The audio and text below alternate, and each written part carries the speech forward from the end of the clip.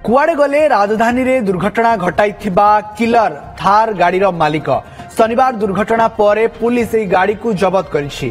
थार गाड़ीर मालिक जटणी थाना कुसुमाटीर सोमनाथ बेहरा बोली जना पड़िछि, किंतु से एबे केउठी गाड़ी से चलाउथिले कि नाही से संपर्क रे किछि भी जना पड़िनी।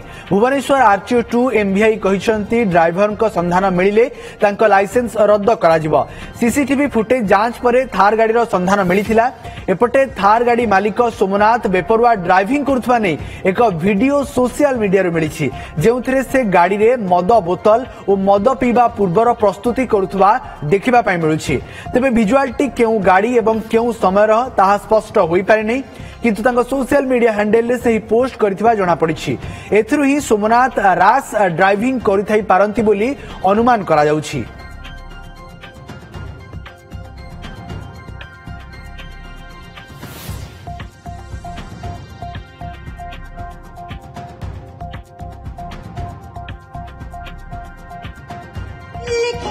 सीसीटीवी कैमेरा रे जांच कर देखिलु, तापर आमे सेही समय रे जतकी गाड़ी जाइतला आमे सीसीटीवी कैमेरा रु सब गाड़ी को जांच कला पर से गाटा जना पड़िला। रेसिंग कथा कि जना पड़नी आमे से नहीं आरो गाटा तो किछि जना पड़िनी, सेमिति किछि जना पड़नी।